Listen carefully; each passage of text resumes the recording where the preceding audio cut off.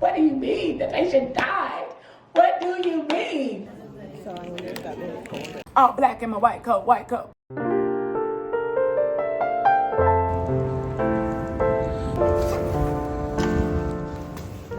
Happy Monday, happy day after the Super Bowl, and happy another day where the train wanted to come 2 minutes early, and I had to run, and I was out of breath. And this is crazy, running in the cold is definitely not my vibe. And I also left my water bottle because out of nowhere, the train was supposed to come at 8:07, then it's 8:05. So here we are, another day, no water. I have workout clothes to hit the gym afterwards. Cannot go to the gym without water. Let me check out and see what sessions we're starting today off with. So as you guys know, we're one thing I'll say about Oh, it is going. I wasn't sure if it was recording, so I'm always interrupted with somebody. But anyway, so the first session is done, and we did like pre-rounds as an intern. Like today, the attending was like, y'all are not medical students, you are interns, and here are 5 patients. You need to prioritize who you're gonna see first, why you wanna see them first. And we kind of talked about like the notes that you take during pre-rounds. And so pre-rounds are when you see the patient on your own as a doctor and like as a resident doctor. And then rounds are attending rounds when they come, and some do table rounds where you go through the list and you discuss every single patient that's on the list.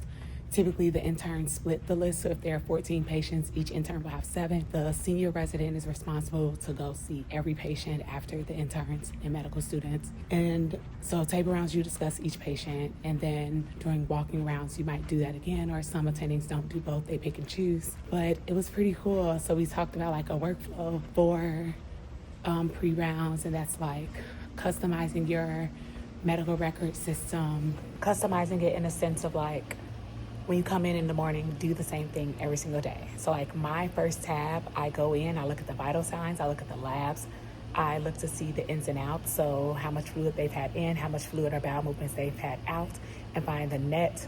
I look at all of the imaging that has occurred, and then I go and look to see, okay, what were the tasks from yesterday's assessment plan for me to accomplish today? So do the same thing every single day. Don't continue to pull forward things from the chart that you actually have not done, because a lot of people do that, where it's like, oh, a physical exam says this, that, and the third happened yesterday, and then they'll pull it forward in the chart when they didn't really do it. And it's like, don't do that, because these are real people and something could have happened, and like basically it's a liability. If you didn't do it, don't say you did it. And if you didn't do it, delete it from the chart. Like, it's fine. No one's going to hurt you for not doing it. But basically, as an intern, you need to ask for help, have effective communication, have a good workflow. And like when you're in rounds with the attending, and I could be guilty of this sometimes too, but actually me, I finish my notes before rounds. But like, be attentive during the rounds. And not just because these attendings are evaluating you, but because they're more experienced than you are, and there is always a lesson that can be learned during rounds. So those are my tidbits from our first morning session. We're on a 10-minute break, and I have 4 minutes left, so let me go use the restroom and head back, and we'll see what the rest of the day holds. But this stuff, y'all, like, chef's kiss, I love it so much.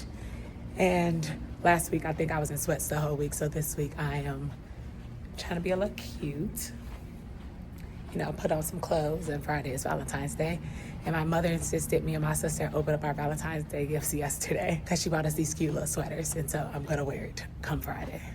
And the program signal is kind of like a specific nudge to the program to say like, hey, take a look at my application because I'm really interested in you. And so it doesn't guarantee an interview, but what it should do is kind of like help programs recognize that you're willing to spend one of your 5 precious signals to kind of like nudge them to look at your application. But your application still has to kind of like paint that picture of why you're a good fit for that particular program. And then kind of the same thing, geographic signals. some of these settings if you have not already. And many of them probably already. Today, we started the curriculum off with like a rise up. So it's talking about like racism, sexism, and speaking up for marginalized people within medicine, and those people being your colleagues, your coworkers. It was a very interesting session. We had a couple of like quotes that were listed on what various residents have previously said, and then watched some videos as we saw racism or sexism being shown in clinical settings or hospital settings with patients. And then there was a legal talk about basically how we could get sued and document everything. And then this afternoon we worked on patient handoffs, and this is what residents do when they are off shift. You have to sign out to the next resident, basically go through your list of the patient, what's going on with them, and what are the actions to cover during this session.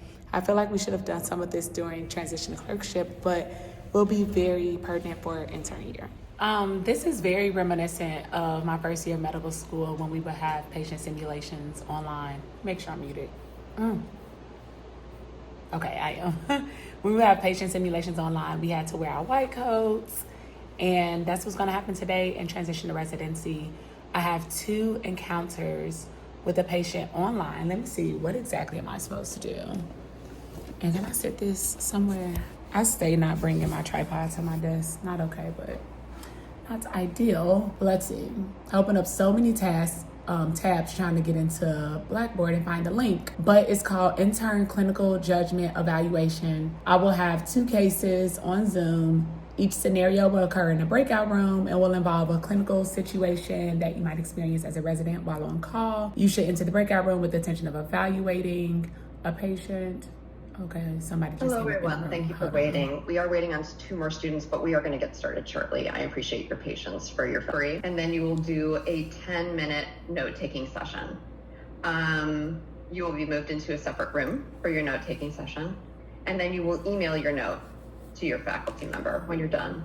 They should be giving you their faculty email address, but if they're not, once you get into the note-taking room, you can request that of the monitor in the room. And then you will be getting ready for your second round case after that. Please be advised that we have 8 facilitators currently, so many of you may be waiting to actually connect with a facilitator. So it is possible that you could be waiting up to 15 minutes before you start your first case.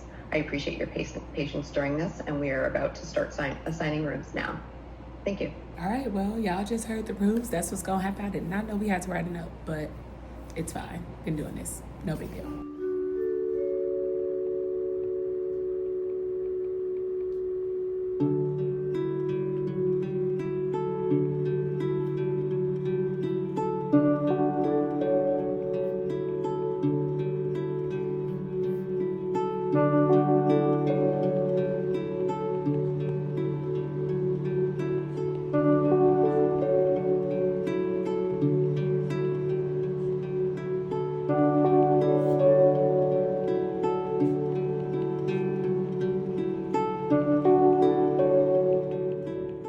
Y'all, that was so stressful. Like, yeah, I've done so many simulated patient visits. It's been a while since I've had to do them on my computer, like literally M1, M2. I don't think we had any M3, like at all. Everything was in person, and I'm, in the hospital, and these sessions are for M4s, and I get to do with them because it's only offered once a year, and I technically only have 1 core rotation left of 3rd year anyway, and by the time it's offered again, I will be empty. Like, I would have completed everything and no longer enrolled in medical school. But there are 2 scenarios, and the idea of the scenario is to treat you like an intern, right? And as an intern, you're the one who's going to be getting all the patients. And I think that it's so crazy. Like, what do you mean as an intern? I have all this responsibility. But it's to teach you, because once you become a 2nd or 3rd year resident, you are now a senior, because you have people like residents under you. And the seniors, basically they like monitor, and I'm trying to see like the best way to explain this.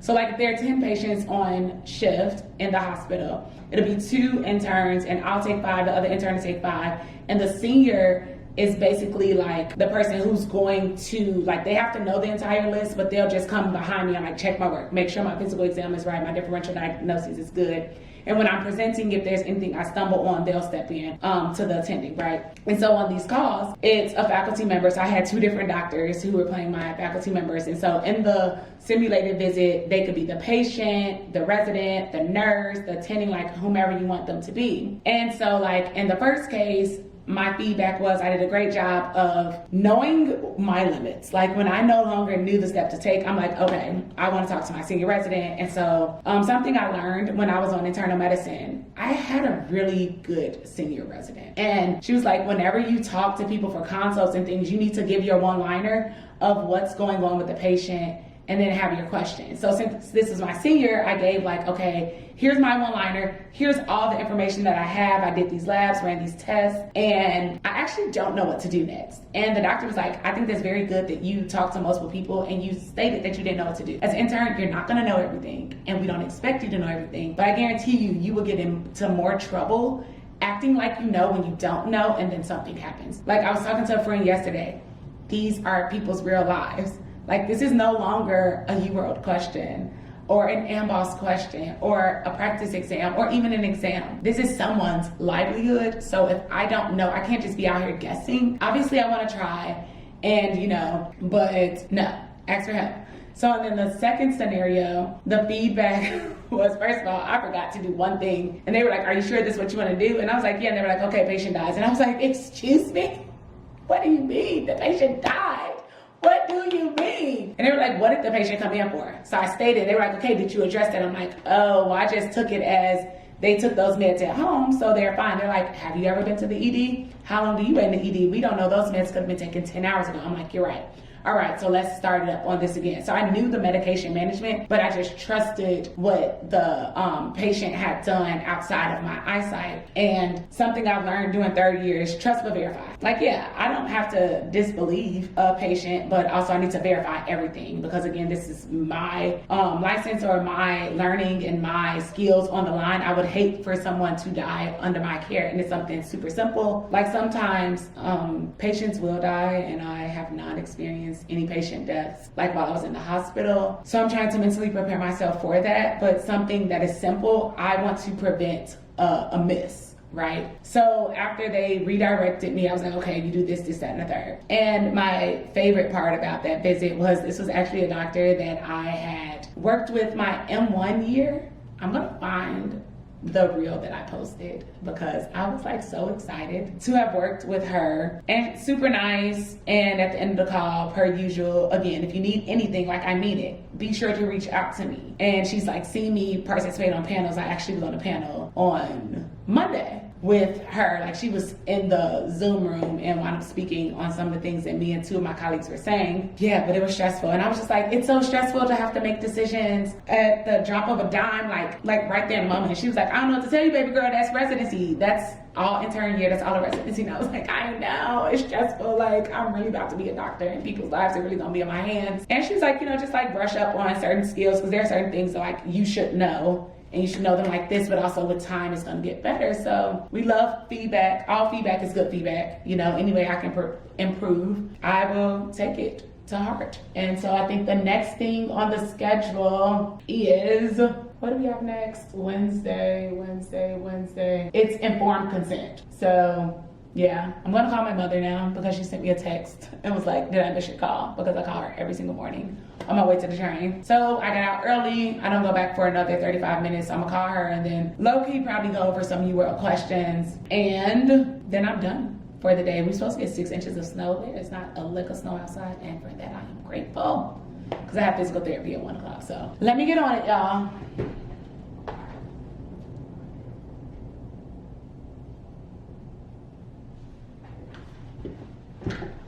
Not me in this classroom, and the lights did not come on when I entered, so that's awkward. Let me catch that light there then. Cool. We have 2 more days of transition to residency. Today, it's very interesting. So we have these patient care encounters where it's 6 of us in the room, and they're 10-minute encounters. So you're in your visit while your classmates or your colleagues are watching you, and at the end, they ask for feedback, like, what do you think you did well? What do you think you need to improve on? What are some questions, like some learning issues you can ask faculty to assist you on? And everyone else in the room is also like being asked these questions about you. My question, or like my encounter, I felt like it went pretty well, actually. It wasn't too deep, but then one of the encounters, I'm literally in there crying. So the goal is like, we will have many encounters throughout residency, and some of them can be very difficult as telling you that like your loved one is not coming back. Like they are, for all intents and purposes, they are dead. And what do you think the goals of care should be? Like, how do you think they would like to move forward? Or dealing with people who have different ideologies than you, how do you navigate that space? Do you try to convince them? Do you try to coerce them? Do you understand them? Do you listen to them? So it's very interesting. Now I'm on a 20-minute break, so half of us have gone, and luckily I was in the first half, so the second half I'm really just listening. But I love this, and I said this multiple times before, this is what I thought medical school would be. This is why I'm here, right? This is what I enjoy. I love connecting. Like, yes, the medicine part, I 110% have lots of room to grow, and I'll continue to grow throughout the time that I'm practicing medicine as a physician. But the building a rapport with patients and listening to them, wanting to work in partnership with them is what I do best. And I arguably take that more seriously because patients don't understand the medicine per se all the time, but it's how you make them feel. They'll always remember that. So that's something that I'm taking away from this morning's session. I remember sitting in this room for transitional clerkship, which was 2 years ago for me. And oh, how far I have come. Oh, how far I have come. Praise. Here's my fit for Valentine's, because it's the 13th.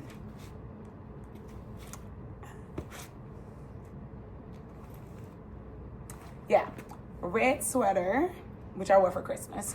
Got it for Christmas, wore it for Christmas. Black jeans, my white coat. All black in my white coat, white coat. All black in my white coat, white coat. White coat, white coat. All black in my white coat, white coat, white coat. All right, clearly we're on break, and I just don't have anything else to do but talk to y'all like this. Boom. And like I Very simplistic place. There's difference now. We're short on time here between Illinois and California, but there's a different threshold as far as the theory is that the person is an adult who's competent. So I wonder if that will record. Create the game. And so they're real. The hobby, yeah. I'm gonna do a hobby too. Oh, but he needs to have a weekend too. Everybody did their weekends? Yep. Okay. Week 2. last fellow classes are medical education. By the end of this talk, I want to make sure you understand blah, blah, blah. Another piece of this, performance, it should be given in a neutral language. Sign in again. Sign in is right over here at the First off, happy Valentine's Day. As you can see, my mother she got me these from her church Valentine's party for the kids last Sunday. Then her and my father got me this for Valentine's Day. She never lets us open anything up early, but she insisted me and my sister open up our gifts on last Sunday so we could both wear our sweaters today. I need to ask my sister to send me a picture of hers. Anyway, today was the wrap up of transition to residency, and we started off with an intern game where it basically, like, each of us had to pull a rotation schedule. The options were psychiatry, neurology, night float, and internal medicine. And you had to pull 2 cards each round, because they were saying each rotation was 2 weeks, so 2 cards was 1 week. And on the card, it would give you a task, and it would either add or take away from your physical or emotional health or your clinical performance. So the goal of the game was to let us know that there will be highs and lows in residency, but you can always lean on your community. You need to talk to people, build connections with the people that you're working with, because there's going to be a point in time where you need to tell someone, I need help. And you may or may not feel comfortable just saying it to any random person. And also, we spend the majority of our time in the hospital during residency anyway. You're going to be working like 80-hour weeks, which is crazy, but